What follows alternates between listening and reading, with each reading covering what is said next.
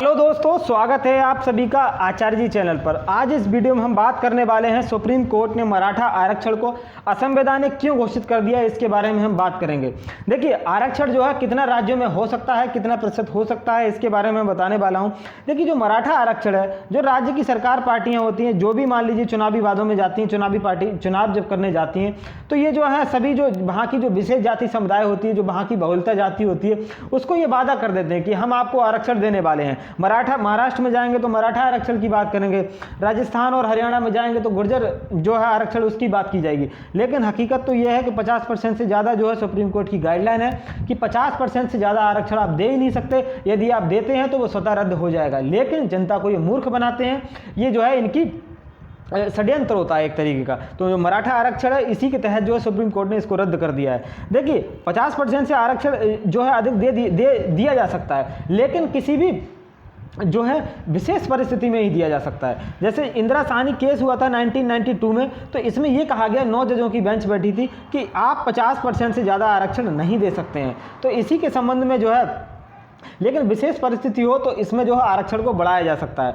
इसी का उपयोग किया महाराष्ट्र सरकार ने, जो उद्धव ठाकरे की यहाँ पर सरकार बनी हुई है। इनका ये कहना था कि जो है इन्होंने ये इससे पहले जो राजस्थान में गुर्जरों को जो है ये दिया गया था आरक्षण, लेकिन उसको जो है हाईकोर्ट ने ही उसको रद्द कर दिया था। तब ये जो है इन्होंने क्या किया कि गायकवाड़ समिति बिठा दी, यहाँ पे गायकवाड़ आयोग बिठाया। तो इसमें जो है मराठाओं को इन्होंने महाराष्ट्र में सामाजिक और शैक्षणिक रूप से पिछड़ा घोषित कर दिया। तो ये बताइए, तो इसको जो है जब ये लेके गए तब ये पहुंचे हाई कोर्ट में। जब बॉम्बे हाई कोर्ट में पहुंचे तो बॉम्बे हाई कोर्ट ने कहा कि 50% से ज़्यादा आप जो है आरक्षण नहीं दे सकते। लेकिन इन्होंने गायकवाड़ की रिपोर्ट दिखाई कि जो है महाराष्ट्र में जो है मराठी जो लोग हैं उनकी सामाजिक और शैक्षणिक स्थिति जो है काफ़ी पिछड़ी हुई है।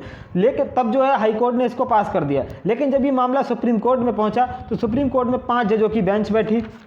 ये 5 जजों की बेंच है। इसमें जो है अध्यक्ष जो थे वो इसके जस्टिस अशोक भूषण की अध्यक्षता में जो है फैसला सुनाया गया। इसमें था ये कि जो है सुप्रीम कोर्ट ने ये कहा कि महाराष्ट्र में जो है मराठा तो सबसे ज़्यादा लोग हैं, तो ये जो है मराठी जो लोग हैं वहाँ पर शैक्षणिक रूप से जो है पिछड़े नहीं हो सकते हैं। तो इन्होंने इस जो है मराठा आरक्षण को असंवैधानिक करार दे दिया। तो जो इसमें एक याचिका दायर की गई थी, जो Laxman Rao Patil versus chief minister के नाम से जो याचिका थी, उसके द्वारा जो है इसको रद्द कर दिया गया। इसके साथ मैं बताऊं आपको, जो मराठा आरक्षण है उसको सुप्रीम कोर्ट में चुनौती क्यों दी गई। मैंने आपको बताया 1992 में जो केस हुआ था, सुप्रीम कोर्ट के 9 जजों ने इसकी पीठ में फैसले में कहा था कि आप जो है कुल आरक्षण 50% से ज़्यादा नहीं दे सकते। इंदिरा साहनी केस 1992 में ये बात कही गई थी। लेकिन मोदी सरकार 2018 में EWS इकोनॉमिक बैकवर्ड जो सेक्शन है इसके लिए 10% आरक्षण लेके आ गई थी।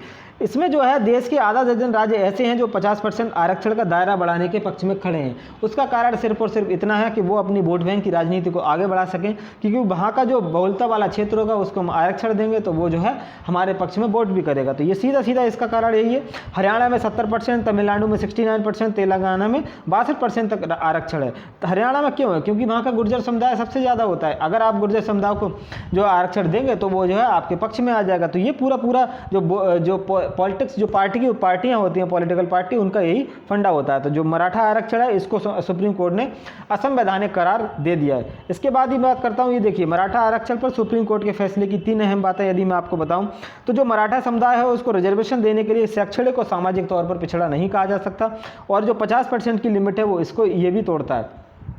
इसके अलावा मैं बताऊं, ये देखिए गुर्जर आंदोलन हुआ था राजस्थान में, तो गुर्जरों को जो भी है, गुर्जरों को भी जो है आरक्षण दे दिया गया था। लेकिन इसको हाईकोर्ट ने रद्द कर दिया। हाईकोर्ट ने कहा कि आप जो है गुर्जरों को आरक्षण नहीं दे सकते, क्योंकि ये 50% की जो लिमिट है उससे ऊपर जाता है, तब जो है इनको आरक्षण नहीं दिया जा सकता है। इसके साथ ही साथ बॉम्बे हाईकोर्ट ने जो है इसको जो अर्जी थी इनकी, इसको आगे बढ़ाया था, इसीलिए जो केस जो है सुप्रीम कोर्ट में पहुंचा था। इसके अलावा मैं बात कर लेता हूं भारत के सुप्रीम कोर्ट के बारे में, कुछ बातें जान लीजिए। भारत का जो सुप्रीम कोर्ट है इसका जो उल्लेख है वो कहां पर है, मैं आपको बता दूं। भारत के सुप्रीम कोर्ट का जो उल्लेख है आर्टिकल 124 में सुप्रीम कोर्ट का लिखा गया है। लेकिन सुप्रीम कोर्ट में जजों की संख्या यदि मैं बताऊँ तो अभी हाल ही में 33 + 1 यानी कि टोटल 34 जजों की संख्या है, जिसमें 1 CJI होते हैं, चीफ जस्टिस ऑफ इंडिया, बाकी 33 इसमें जज हैं।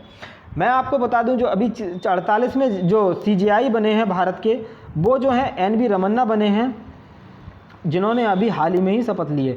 इनसे पहले जो 40 नंबर के CJI थे, जो 47 नंबर के जो CJI थे वो थे शरद अरविंद बोबड़े जो थे, वो इनसे पहले भारत के चीफ जस्टिस ऑफ इंडिया थे। और जो पहले जज जो थे सुप्रीम कोर्ट के, हीरालाल जी कानिया जो थे, वो पहले सुप्रीम कोर्ट के जज थे। इसके साथ ही मैं बता दूं, सुप्रीम कोर्ट जो है एक अभिलेखीय न्यायालय है। ये जो है 129 आर्टिकल में कहा गया है। इसका मतलब ये होता है, यदि मान लीजिए आज की जैसे 2014 में या जैसे 1992 में जो इंदिरा साहनी केस हुआ था, इसके बारे में जो सुप्रीम कोर्ट ने फैसला सुनाया था, तो इसको जो है अगर मान लीजिए आगे कभी ज़रूरत पड़ती है तो इस केस को ही नज़ीर के तौर पर पेश किया जाएगा। मान लीजिए कोई भी जैसे 50% आरक्षण जो है इन्होंने इस केस में इसको पेश कर दिया था, मतलब फैसला सुना दिया था। अगर मान लीजिए अभी 2021 में कोई केस लेके पहुंचता है कि सुप्रीम कोर्ट में 50% आरक्षण जो है होना चाहिए, नहीं होना चाहिए, तो जो 1992 का इंदिरा साहनी केस था उसकी जो है नज़ीर पेश कर दी जाएगी कि इस पर जो है अदालत का समय बर्बाद करना बेकार है, सुप्रीम कोर्ट इस पर वक्त बर्बाद नहीं करेगा। इसके लिए जो है अनुच्छेद नंबर 129 में लिखा गया है कि सुप्रीम कोर्ट एक अभिलेखीय न्यायालय है, इसमें जो भी निर्णय लिए जाएगा अब तक वो आगे के निर्णयों के लिए नज़ीर साबित होगा ये। तो इसके अलावा मैं भारत में हाई कोर्ट की संख्या की बात करूं तो भारत में जो हाई कोर्ट की संख्या है वो अभी 24 है, जब 25 अभी संख्या है। इससे पहले जो अभी नया बना है वो जो है अमरावती हाई कोर्ट सबसे नया जो है।